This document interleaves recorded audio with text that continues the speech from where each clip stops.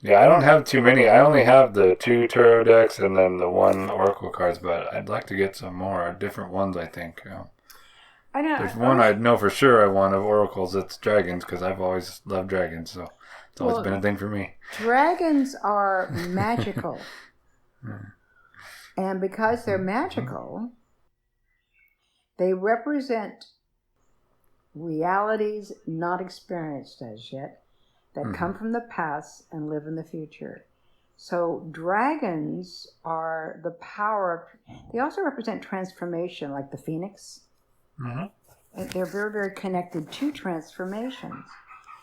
And if you look at certain things in life, you will see in them, it's like there is a wonderful lizard that looks exactly like a dragon. And it's gorgeous. And you can see in dragonflies, in shadows and lights, look just like fairies. Little fairies. And so, many of these things in life, it's like I saw a mermaid. I can't deny that they exist. Yes, they're in a different reality. It's not in this physical reality, so you have to get quiet to see the other realities, right? And so if you get quiet and you semi-focus your eyes, you can see more. I did something one day back in the days before I even knew Gary, so this would be 36 years ago. Back in the day when you had the old Polaroid cameras that took pictures and could instantly develop. Yeah. I went into the woods around the university in Santa Cruz, and I was explaining to people there are spirits all over these woods, and I'll show you. You may not be able to pick it up with your naked eye, but they're here. And I took a picture of one which looked like a little white dragon curled up at the base of a tree. Right? Like it just looked perfect, like a little white dragon. I had another one that was like pinkish white, and it was coming out of the top of a tree, and it looked like an angel or a fairy. I had another one that was, we picked about 4 or 5 different spirits in that forest. Wow. And yeah, the naked eye wouldn't see it, but the camera picked it up. Right? Yeah, that's interesting how that works sometimes. Yeah. Exactly. And so, it sometimes you can do all kinds of things and it will open doors. But I like this deck I like it because it kind of goes with Osho. Osho was an interesting guy, actually. He's the guy that drove Rolls Royces into the desert and destroyed them. He was trying to make fun of money, that money had no meaning in reality. And so I never followed Osho's teachings. But when I saw this deck, I'll just read you like some of the cards. It's like slowing down, ripeness, comparison, traveling, the dream, friendliness, morality, the creator, celebration, possibility. See, this is totally different than your normal tarot deck. Yeah, that's not even close. You don't, exactly. Postponement. There's 4 different suits in this, so it's really different. Playfulness, healing, consciousness. So it's totally different. It's not like the major arcana and the minor arcana, but I have those too. Because I have a wonderful book. It's one of my absolute very favorite books. And it takes Crowley's tarot deck and it assigns it to your birthday, month, day, year. That there's a major arcana card, like mine is the Hermit, because I'm a 9. Then 18 is the Moon card, which is a minor arcana under me, but it's one of my very favorite books. So, a woman named Angelis Arian came up with this book, and she calls it Practical Applications of Ancient Visual Symbols.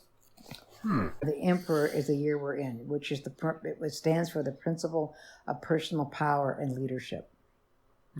And so it's a good year in the universe, quite frankly. It really is. But it brings about proper leadership, and that's why we're seeing what we're seeing happening right now. Where the cream is rising to the surface and we're seeing what's working and what isn't. Right? I'll just read you the first paragraph of mine. I'll tell you, what does it fit me check the. I'm the hermit, okay, which is the principle of completion, introspection, and space. Boy, do I have space. The 9 represents the universal principle of completion, contemplation, and introspection. This is the archetype of the wise person.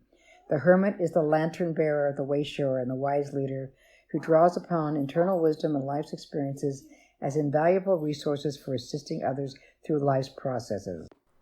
Hello? You think? Oh, yeah, that's me, all right. Yep, that's me. Yeah. But you know what? I love this book because, well, I have the deck of cards, first of all. Mm-hmm. And I think it gives also a better understanding of the cards in the tarot deck. Yeah, I have, I think it's by that same person. I think it's one you told me about, Tarot Handbook or something, I believe it's called. That's it. Yeah. Yeah, and then, I don't know how to pronounce it. Those are Thoth or... Thoth. No, but Thoth? Okay, yeah. Mm-hmm. Thoth.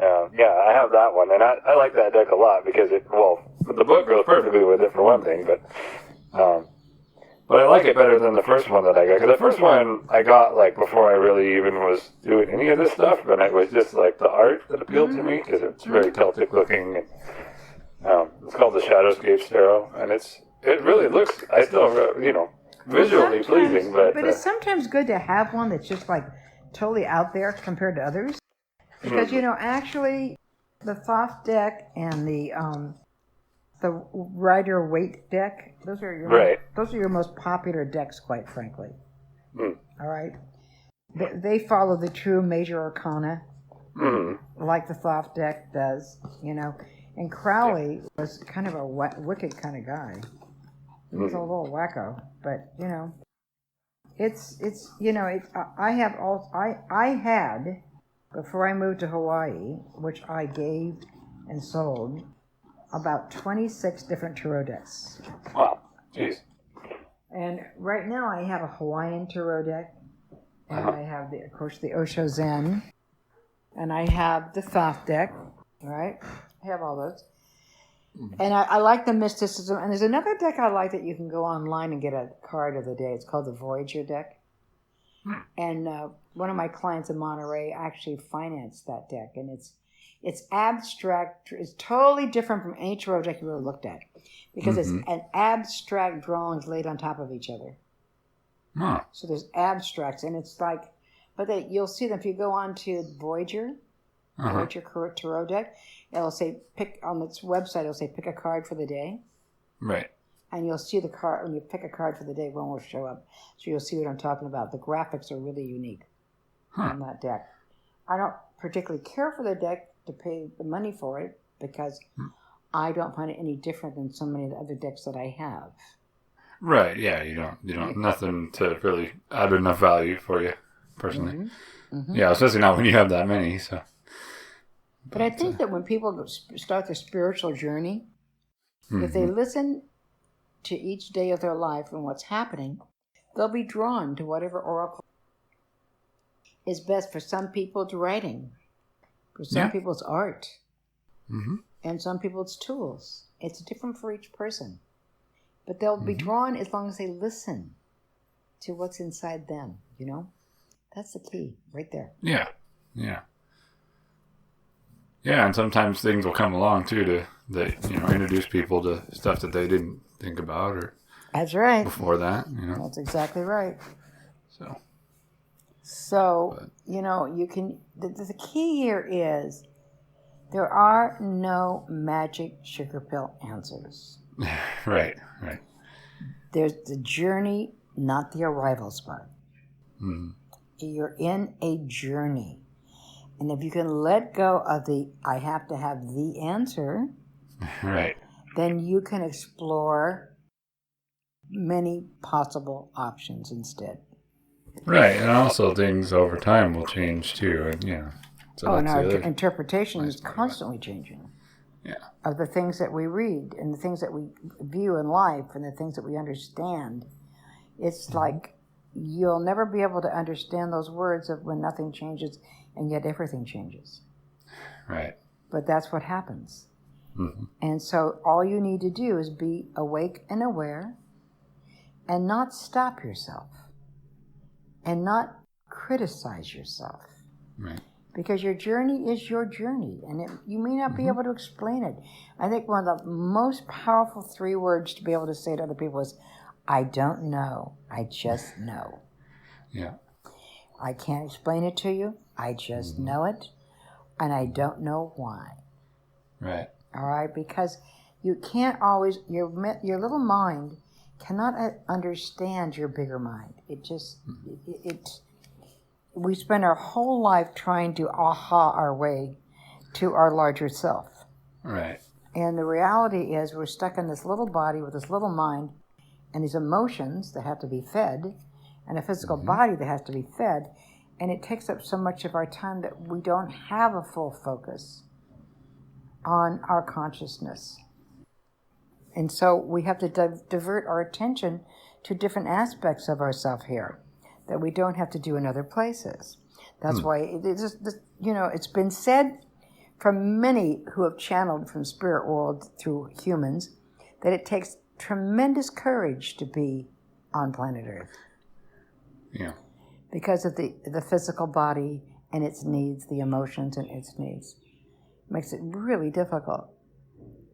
So we need to pat ourselves on the back and compliment ourselves on the courage we have just in being here.